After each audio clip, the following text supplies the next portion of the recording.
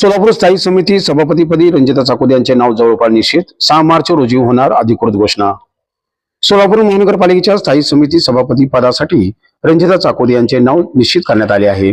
बुधवारी सकाळी त्यांनी नगरसचिव कार्यालयास नगरसचिव प्रवीण दंतकळे यांच्याकडे उमेदवारी अर्ज दाखल केला.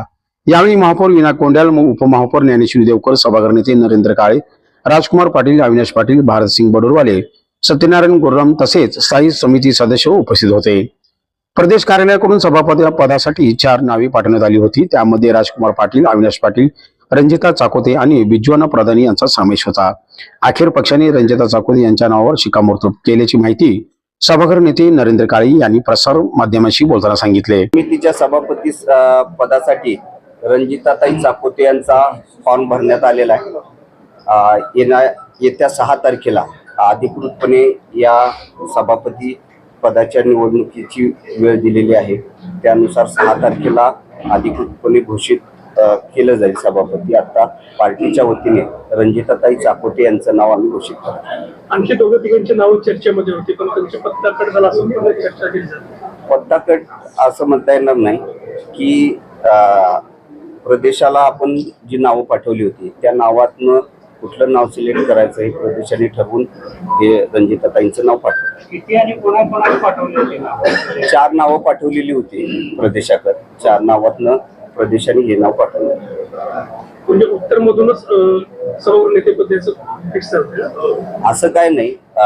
सर्वच मतदारसंघातील आपण 4 नावं काढली होती. किती 4 नावाचा जे निकष ठरला होता त्याप्रमाणे ती 4 नावं आम्ही पाठवली. येत्या 6 मार्च रोजी सभापती पदाची अधिकृत घोषणा होणार आहे. महापौर विनायक कोंड्याल यांनी चाकोते यांचे अभिनंदन करून आगामी कार्यकाळासाठी शुभेच्छा दिल्या. पक्षाने माझ्यावर सोपवलेली जबाबदारी प्रामाणिकपणे पार पाडेन अशी प्रतिक्रिया रंजिता चाकोते यांनी व्यक्त केली. काय सांगायचं? सर्वप्रथम मला भारतीय जनता पार्टीकडून पक्षश्रेष्ठींनी आज स्थायी समिती सभापतीचा अर्ज भरावयास लावला. ही माझी वैयक्तिक निवड नसून माझ्यावर दाखवलेला विश्वास आणि माझ्यावरती असलेली जबाबदारी असं मी समजते आणि ती मी नक्की पूर्ण प्रामाणिकपणे पार पाडेल. गेल्या टर्म मध्ये ते पद सुद्धा नव्हतं अस्तित्वामध्ये. काय मोठ्या जबाबदारी आहेत असं वाटतं आपल्याला? कोणती आव्हानं असतील ज्यांना फेस करावं लागेल? विकास कामं ही प्रामुख्याने केली गेली पाहिजेत. निधीचं नियोजन झालं पाहिजे आणि प्राधान्याने जनतेला जे काही हवं आहे त्याची पूर्तताही झाली पाहिजे. आर्थिक जो काही आखणी झाली पाहिजे आणि खर्चावरती नियंत्रण झालं पाहिजे. ह्या सगळे प्रामुख्याने विषय आहेत असं मला वाटतं. महापौर निवडीनंतर स्थायी समिती सभापती पद शहर उत्तरला जाणार की शहर दक्षिणला याबाबत राजकीय वर्तुळात चर्चा रंगली होती. अखेर शहर उत्तरला आणि लिंगायत समाजाला प्रतिनिधित्व देण्याच्या दृष्टीने हा निर्णय घेतल्याचे बोलले जात आहे. स्थायी समिती सभापती पदाला महानगरपालिकेची आर्थिक नाडी मानली जाते.